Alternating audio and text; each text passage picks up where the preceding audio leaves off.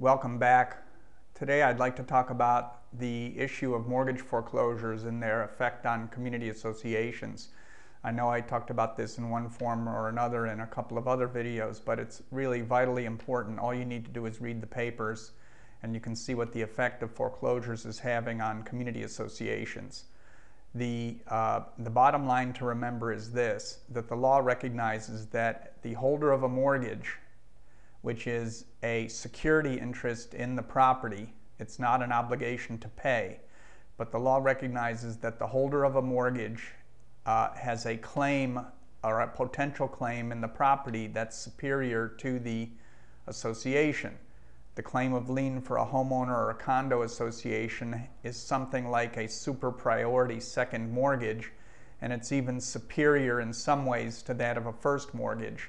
And that is the details of that are the subject of another video. But you need to understand that there is a terrible situation out there, and when your community is involved in a mortgage foreclosure, you can count on the lender taking as long as possible to push their foreclosure through. Why is that? A couple of reasons. In 2005, lenders were very quick to push foreclosures through because real estate was going up 2 or 3 or 4% a month, and they knew that if they hurried the process and got a sale, there would probably be a full payoff of their mortgage and there would be excess proceeds which could then be distributed to either the association or a second mortgage holder or the former owner or everyone.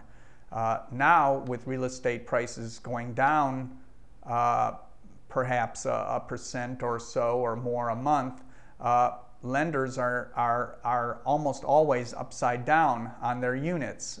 Probably of the $4 million a week in mortgage foreclosures that comes through my office, very few of them have any equity, which means they know that they are not going to be paid at the foreclosure sale and that they will take title to the property, and at that point they're going to have to pay taxes to the local government.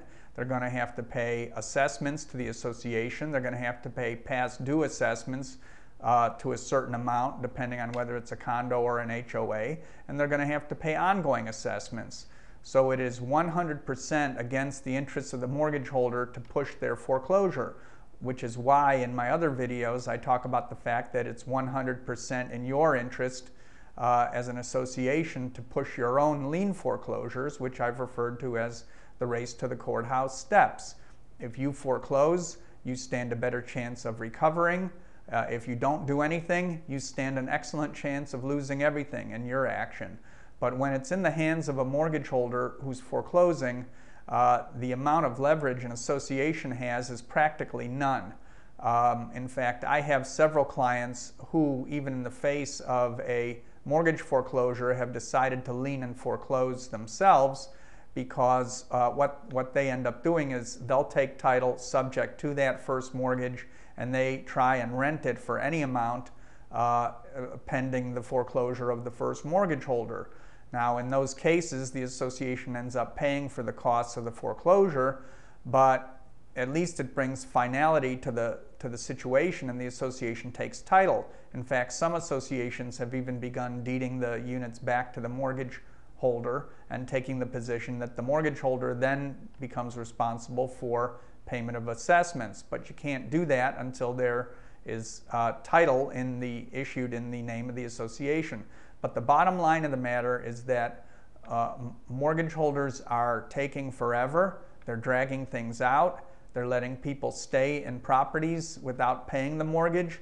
And the moral of the story is that you should be talking to your lawyers about the possibility of moving ahead with your own foreclosure, even if there's a first mortgage foreclosure, because it may cost you some money in terms of court costs and legal fees. But at that point, you can either sell the unit to someone who might talk to the mortgage holder about a short sale, because the mortgage holder knows they're not going to see their money, or rent the property or deed it back to the mortgage holder. But the bottom line is, when the association does nothing, you get nothing.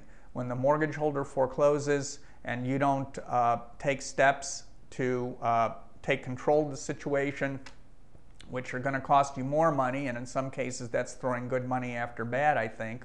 And they all have to be, you need to contact your own counsel as to what the effects of it would be and whether it's worth it. But the bottom line is, if you just wait for the mortgage company to foreclose, there's no news to be obtained, there's nothing to report. When the mortgage company's done, they'll let you know.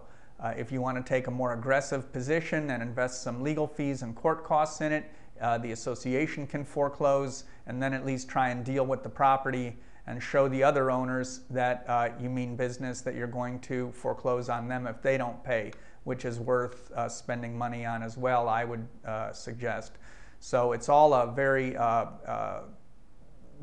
individualized decision, and I urge all of you to take a look at it, take a look at your receivables, take a look at your foreclosures, and move forward accordingly, because the mortgage companies are just dragging their feet, and a mortgage foreclosure can take a year, and that's just how it is. It's the golden rule. Those with the gold make the rules.